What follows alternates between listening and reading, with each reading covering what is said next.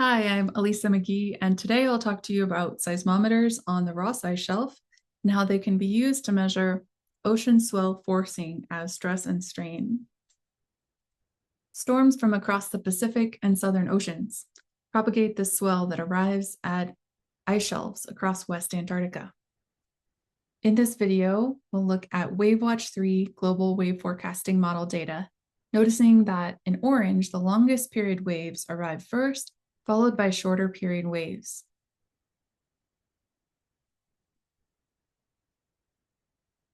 For thinning shelves in red that are preconditioned for fracture, the arrival of this storm event can be part of what causes the final disintegration of it, and that has happened a couple of times in the last 2 decades.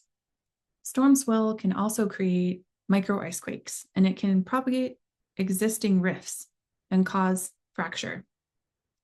What protects these ice shelves is sea ice, which from between April to November, sea ice forms a skirt around the continent of Antarctica that protects the shelves from this wave energy.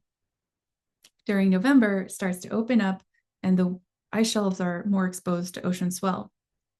For about 2 years, seismometers were set up here at the leading edge of the Ross Ice Shelf, which can be used to measure this ocean forcing that's translated as vertical velocity and stress and strain.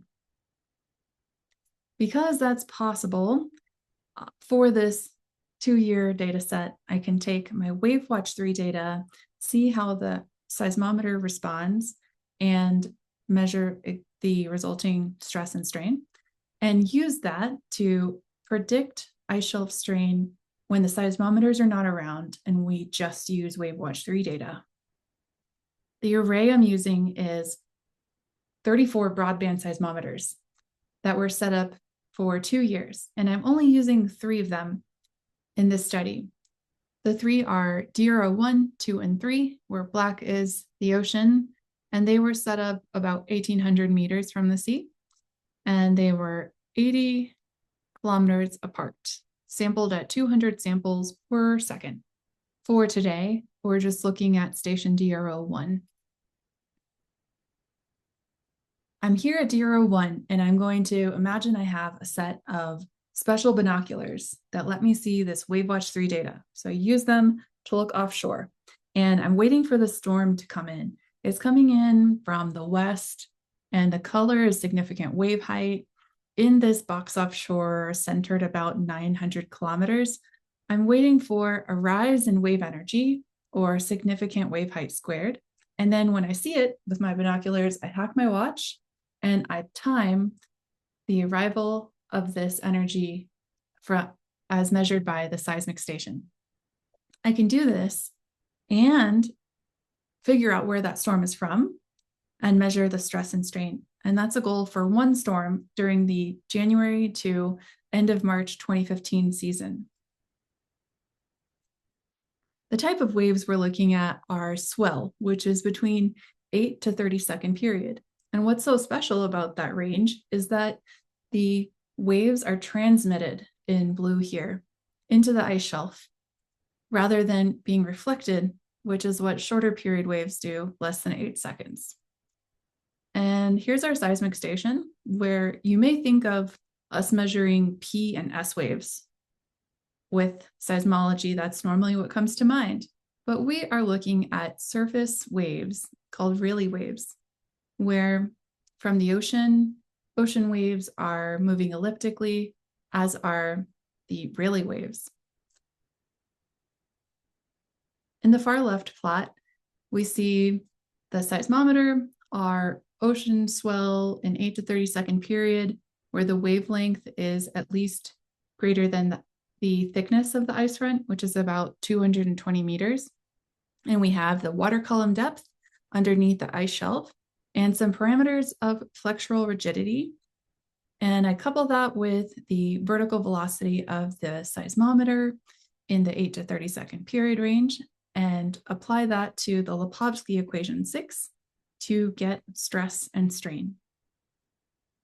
In the second plot, the group at Australia, the Bennett's team, has produced a strain model And the color you see here is not the ocean, but the ice shelf, and the sea is in white. And we have here near station DRO1. The color green is higher strain and is concentrated around thinner areas, including crevasses. Importantly, the strain doesn't just affect the ice front, but propagates aft of it toward the interior in these bands that are preferential to the areas that are thinner. So for that season between January and the end of March 2015, just at station DRO1, I can look at stress and strain, where on the left axis, we see stress on the order of kilopascal, so pretty small, and strain on the right y-axis. The black line is impulsive, and it happens episodically, which is usually aligned with the arrival of storms. Sometimes there are teleseismic events from micro tsunamis or earthquakes. The dotted color gray lines represent threshold stress and strain required to create micro icequakes on the Ross Ice Shelf from the Aster 2021 paper. We'll just look at one case study here. So for Storm 1, which has the highest stress for this season, we'll investigate where it comes from and the timing. So the top plot is the same thing, it's stress and strain, but just over the 27 January to 31 January period of storm number 1. And the plot here is called a spectrogram, where I'm looking at frequency on the left y-axis with power spectral density and velocity in terms of decibel and color. For example, the higher brick red color represents a higher density of energy in a particular frequency band.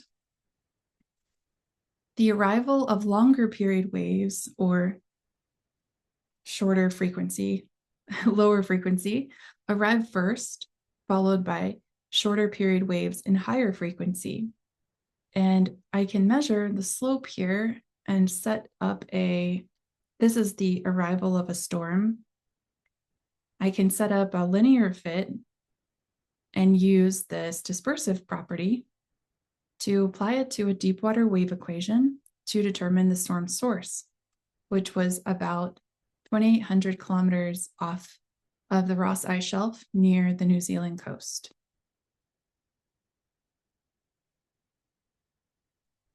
For the same stress and strain time series plot, I'll now use my binoculars to look offshore at the 900 kilometer box.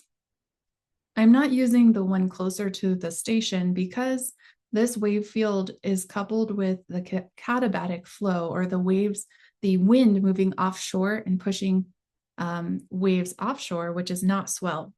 It's shorter period waves. It's a problem with Wave Watch 3. So I will just focus on this section, 900 kilometers offshore. I'm going to do my timing measurement.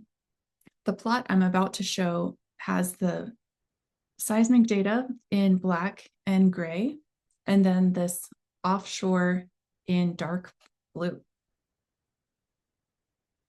The wave energy from offshore is significant wave height squared in terms of decibels, and the seismic vertical energy is the absolute value of the vertical velocity in terms of decibels.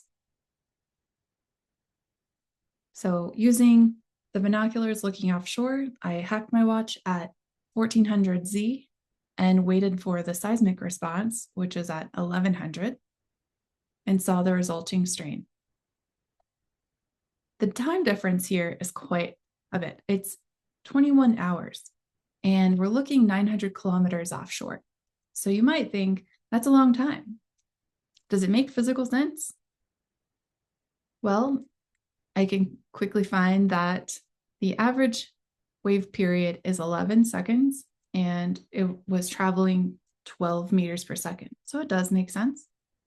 If I did the same type of analysis for each of those impulsive events we saw between January and March, if I looked at maybe 8 of those and came up with some correspondence between the timing of the waves and the seismic response and the strain, I could find a relationship there and cross-correlate that and do the same thing for the 2016 season, which was different. In summary, I've looked at the storm origin and the storm number 1 timing of the WaveWatch 3 data offshore and looked for the resulting stress and strain and seismic arrival. So I'll do this for the 2016 season also, which has a much different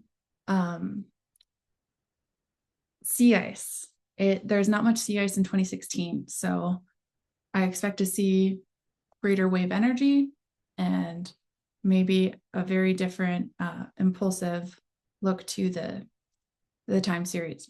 I also have station azimuth and energy measured at stations 0, 1, 2, and 3 that are showing something really special about the direction that the waves come from and how that changes depending on the season with sea ice or no sea ice. All right, thank you for listening.